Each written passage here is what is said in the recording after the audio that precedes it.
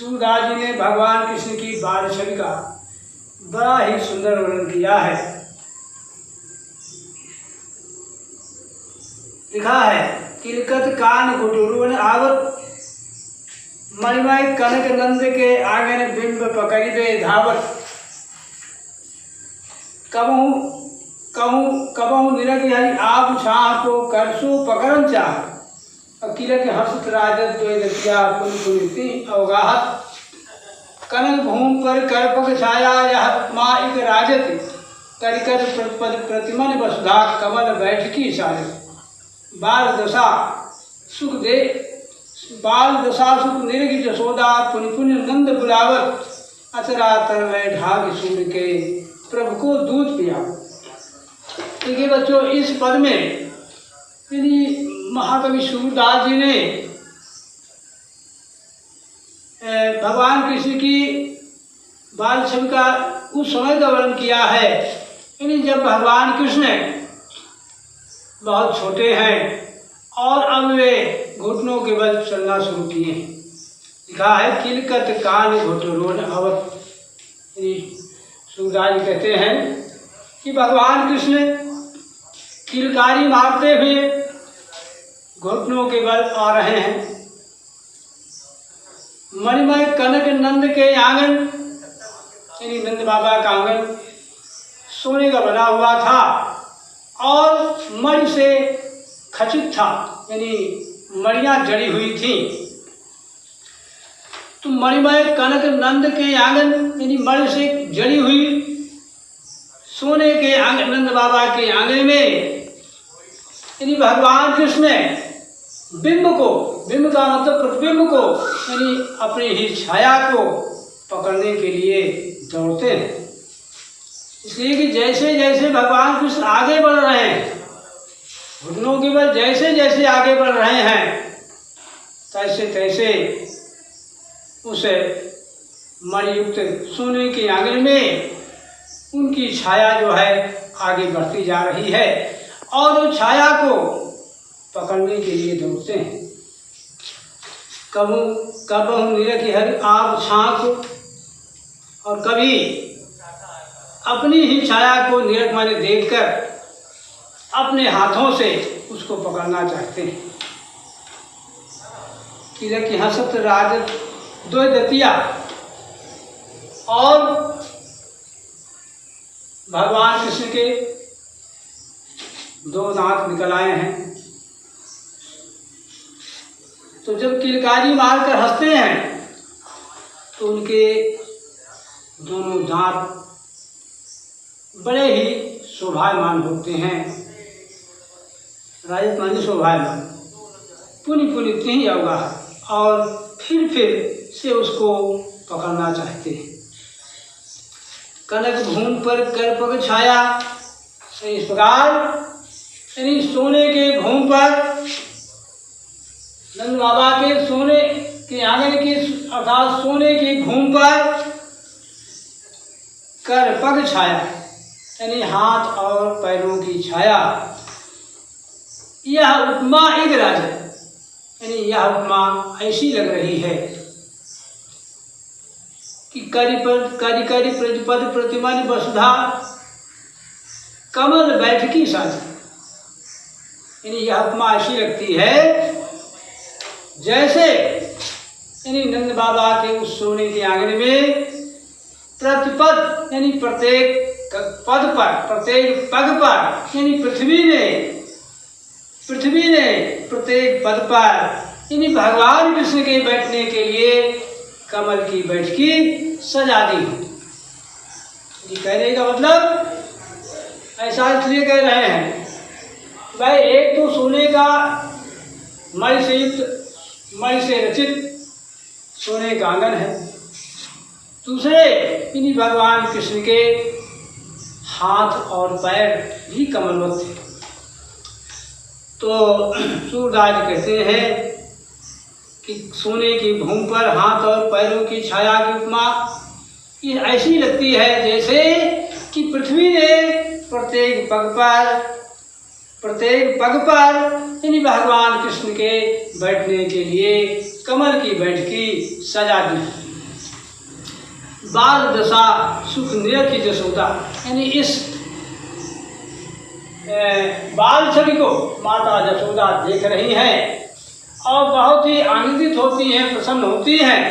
और इस शोभा को, इस सुख को देखकर जसोदा माता बार बार नंद बाबा को देखने के लिए बुलाती हैं। अतरा तरले ढाग सूर्य के प्रभु को दूध पिया और प्रसन्न होकर यानी भगवान कृष्ण को माता जसोदा अपने आंचल के नीचे ढककर दूध पिलाती है। देखिए इसमें, इस पद में ब्रजभाषा है और कहीं कहीं अनुप्रास अलंकार का प्रयोग किया गया है और उपमा अलंकार का भी प्रयोग किया गया है।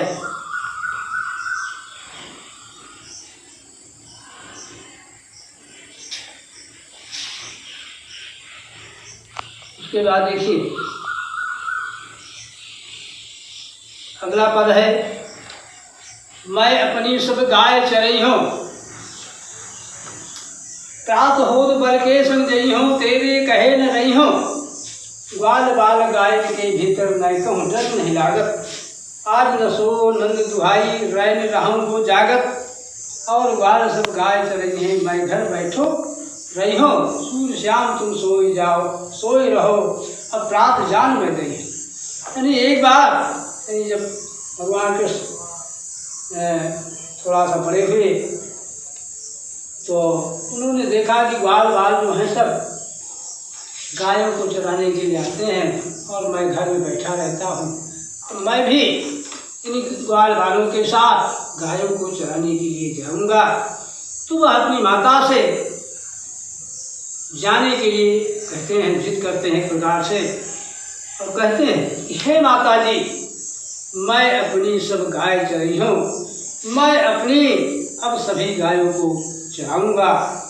ग्वाल बाल गाय, हाँ, प्रात हो तो बल के संग गई हूँ, और मैं प्रातःकाल होते ही बलदाऊ के साथ जाऊँगा। अब तेरे कहे न रही है, अब तुम्हारे कहने से मैं घर में बैठा नहीं रहूँगा। आज ग्वाल बाल गाय के भीतर हे माता जसोदा, यानी अपनी बात बता रहे हैं भगवान कृष्ण कि हे माता जसोदा, यानी ग्वाल बाल और गायों के भीतर, गायों के बीच में यानी नैको डर नहीं लगता, नैको मैंने थोड़ा भी डर नहीं लगता। आज न सो नंद दुहाई रैन रहम हो जाएगा। वह कहते हैं कि माता से कि मैं नंद की सौगंध खाकर, नंद बाबा की सौगंध खाकर कहता हूँ कि हे माता जी, आज मैं नहीं सोऊंगा और मैं रात भर जागता ही रहूँगा, ताकि मैं प्रातःकाल ग्वाल बालों के साथ गायों को चराने के लिए जा सकूँ। इसलिए वो कहते हैं कि मैं रात भर जागता रहूँगा, नहीं सोऊंगा। और ग्वाल सब गाय चरी हैं, मैं घर बैठो रही हूँ। कहते हैं कि और ग्वाल बाल सब गायों को चराया करते हैं और मैं घर में क्यों बैठा रहूँ, मैं भी अब गायों को चराने के लिए जाऊँगा। सूर्य श्याम तुम सोए रहो, अब रात जान में गई। सूरदास कहते हैं कि भगवान कृष्ण की इस जिद को देखकर माता जसोदा कहती हैं कि हे बेटा, हे लाल कृष्ण, अब तुम सो जाओ, अब और मैं अब प्रातःकाल तुम्हें गायों को चराने के लिए जाने दूंगा। ये हो गया भैया अगला पद। उसके बाद देखिए एक पद और पढ़ लीजिए। मया हूँ न चरई हूँ गाय, मया हूँ न चरई हूँ गाय, सिदरे ग्वाल घिरावत मोसो, मेरे पाए पिराई, जौन पत्याय पूछ बल दाऊँ, अपनी सौह दिवाई। या सुन माई जसोदा ग्वालन गाई दे त्रिशाई, मैं पठवत अपने लड़का को आवे मन बहराई। सूर्य श्याम मेरु अति बालक मारता ही डिंगाई। देखिए उसके बाद भाई माता से जिद किया, माता यशोदा ने ठीक है जाने दिया। बालक कृष्ण जो है गायों को चराने के लिए जाने लगे हैं और कुछ दिन चराए। उसके बाद देखिए चरवाहों की ये हाल होती है, जो गाय भैंस चराया करते हैं तो जो श्रेष्ठ होते हैं, समझदार होते हैं, वे बैठे रहते हैं और जो छोटे बच्चे होते हैं उनसे कहते हैं यहाँ बुलाओ, उधर जा रही है। इस तरह से भाई क्योंकि भगवान कृष्ण सबसे छोटे थे और बाल सब बड़े थे, तो भगवान कृष्ण को क्या कहते गायों के चराने में ज़्यादा मेहनत करनी पड़ती थी, उन्हीं से गायों को हकवाया करते थे। तो भाई कुछ दिन चराने के बाद फिर भगवान कृष्ण जो है ऊब गए, परेशान हो गए। तो एक दिन अपनी माता से कहते हैं कि मैं हूँ ना चली हूँ गाँव, हे माता जी, हे माता यशोदा, अब मैं गायों को नहीं चराऊँगा। शीघ्र ग्वाल गिरावत मोसो, क्योंकि सारे ग्वाल बाल मुझसे गायों को घरवाते हैं, यानी घरवाने का मतलब हकाने का मतलब है, गायों को हकाते हैं और मेरे पैर पिलाते हैं और इस प्रकार जो है मेरे पैर जो है पर दर्द करने लगते हैं, पैरों में पीड़ा होने लगती है। जौन पतियाए पूछ बंधाऊ अपनी सौंध भाई। और हे माता यशोदा, यदि आपको मेरी बातों को पतियाना में विश्वास करना, यदि विश्वास न हो तो अपनी सौगंध दिलाकर तुम बलदाऊ से पूछ सकती हो। यदि कहने का भाव यह है कि भगवान कृष्ण के कि भाई मैं जो कुछ बता रहा हूँ, जो कुछ कह रहा हूँ, उनको सत्य बता रहा हूँ। अगर मेरी बात को भरोसा न हो, विश्वास हो, तो आप सौगंध दिलाकर, अपनी सौगंध दिलाकर बलदाऊ से पूछ सकती हो। या सुनी माई यशोदा ग्वाल गारी देत रिसाए। भगवान कृष्ण की इस बात को सुनकर माता यशोदा ग्वाल बालों को गाली देती हैं और क्रोध प्रकट करती हैं, गुस्सा होती हैं। मैं पठोद अपने लड़का को आ गई मन बहरानी। ये कहती हैं भाई मैं तो अपने लड़के को, अपने बच्चे को इसलिए भेजती हूँ कि जाए, यानी ग्वाल बालों के बीच अपना मन बढ़ा, उसका मन बहल जाए। लेकिन सूर्य श्याम मेरो अति बालक मारता है नहीं। लेकिन सूर्यराज कहते हैं कि लेकिन माता यशोदा कहते हैं लेकिन कि श्याम मेरो अति बालक, मेरे लाल कृष्ण को एक ग्वाल बाल जो है रेंगा कर मतलब दौड़ा कर खूब परेशान करते हैं। इस प्रकार जो है इसका जो है भावार्थ हो गया।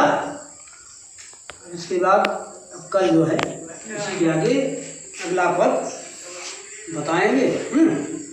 अब आज यहीं पर विराम।